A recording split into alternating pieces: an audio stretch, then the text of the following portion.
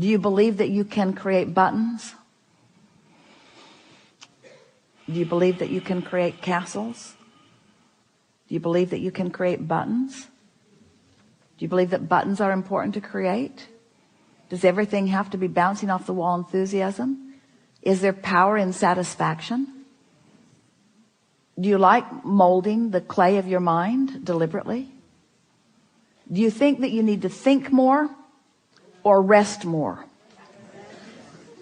Do you think that you need to try harder or try less? Do you associate trying with action or thinking? Do you need to try to think better thoughts? It was a trap. Do you need to try to think better thoughts? Or do you need to relax into better thoughts? Will the better thought come in the relaxation? Is a better thought already there?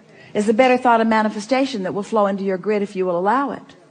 So, do you think that you get more done with your long list of things you need to do? Or do you get more done by allowing yourself more leeway?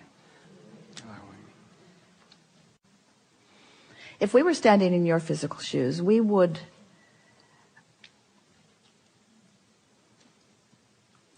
decide to be lazy. We're reaching for the perfect word. We would decide to be lazy for a little while. Because in your giving yourself permission to be lazy, you're giving yourself permission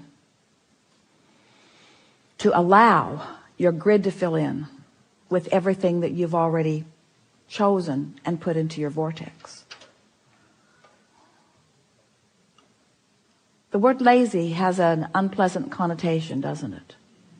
Because it's humans measuring themselves against other humans based upon a flawed premise.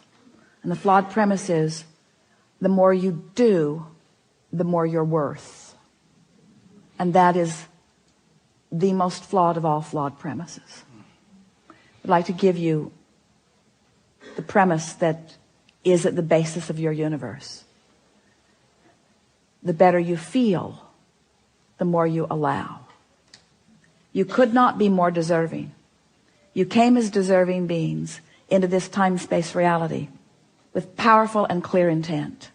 You've been mixing it up with others and defining what's important, not only to you personally, but important to you on behalf of others.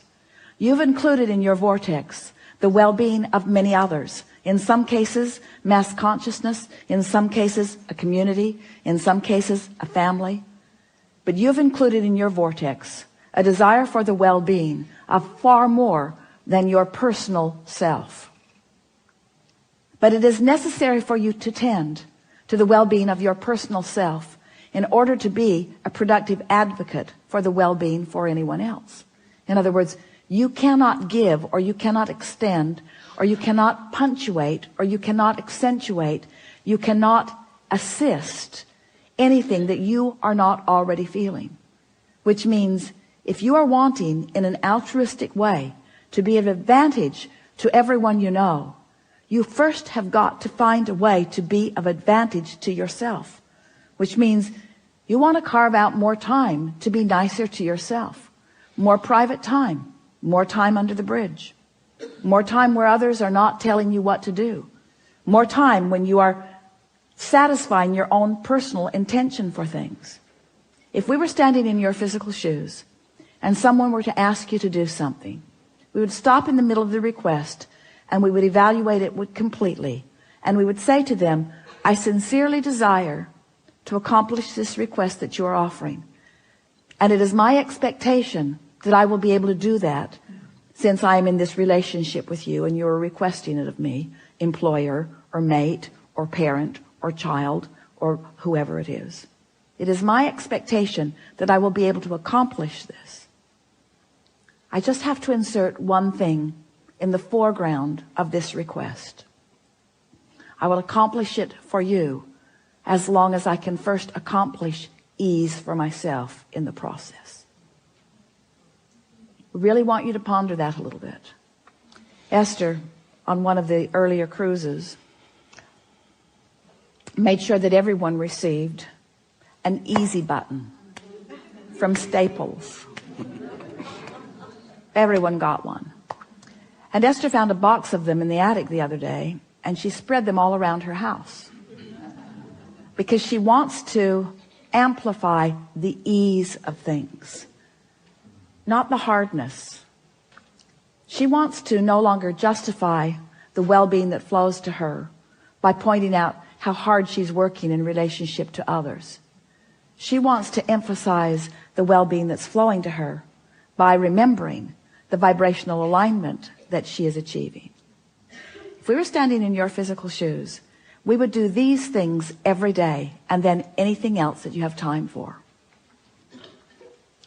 We would meditate for 15 minutes every day, which means we would quiet our mind with the simple intention of allowing our cork to float. We would go outside no matter what the weather, and we'd move around in it in appreciation of this planet.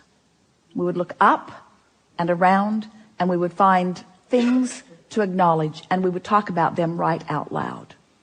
Esther walks through her gardens and says to everything, "You are my favorite. You are my favorite. You are my favorite. You are my favorite. You are my favorite stone on the pathway. You are my favorite bird in the tree. You are my favorite flower in bloom. You are my favorite flower not in bloom. You are my favorite tree. You are my favorite bush. You are my favorite frog. You are my favorite frog. You kept me awake all night, but you are still my favorite frog." In other words, so first thing, meditate. Second thing, spend more time outside. Third thing, we would buy a notebook.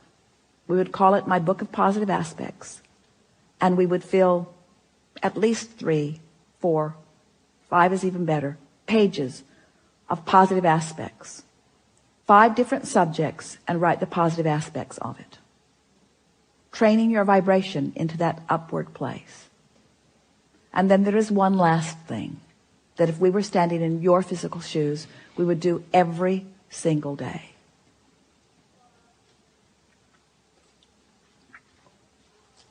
We would look upward and outward.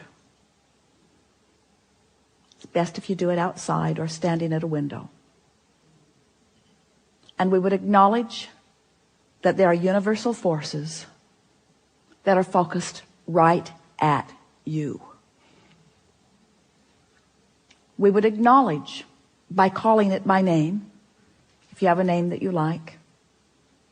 And we would say, "I acknowledge that I am the object of your positive attention, and I'm appreciating your continual gaze on behalf of my well-being. And today, no matter where I am, no matter where I am going, no matter what I am doing, and no matter who I am doing it with, I will be in conscious awareness that you too are there with me, appreciating me, supporting me,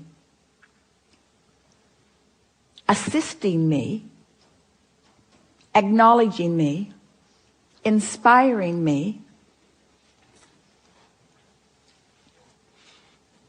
guiding me, having fun with me, acknowledging me, supporting me, assisting me, inspiring me, helping me, guiding me, aware of me, loving me, showing me, inspiring me, guiding me, helping me, uplifting me, showing me."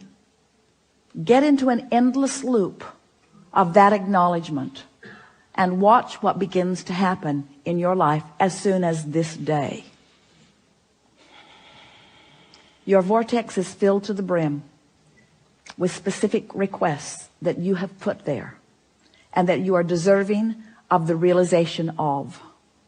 And it's time for those realizations to be flooding into your experience at a rate that will astonish those who surround you.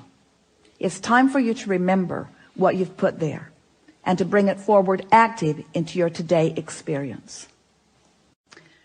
We've been talking to you all day from our appreciation of who you are. But even as we express it from our powerful point of knowing, we know that you don't yet know who you are. You don't, for the most part, understand the important role you play in the expansion of all that is. We stand as the beneficiaries of all of the vortices that you have accomplished, and we revel in them. But it is our powerful desire that you now, here in your physical bodies, allow yourselves to be the recipients of the physical manifestation of those things that you have put there. Because that was the plan. You didn't say, I'll go forth and fill up a vortex full of things that I care about and deny myself of the realization of them. You said, I'll go forth and I'll experience the fullness of that, you see. And so as we visit with you here today, it is our acknowledgement that in these hours that we've been together, because of the willingness of you to listen and play with us, and because of the willingness of those to ask the questions in the way that you have, it's our knowing that your vibration is shifted to a new place. And it is our expectation that your expectation has also shifted to a new place. Your life is forever changed, and we don't say that to everyone. We don't say it every seminar. We don't say it every time, but it is true today.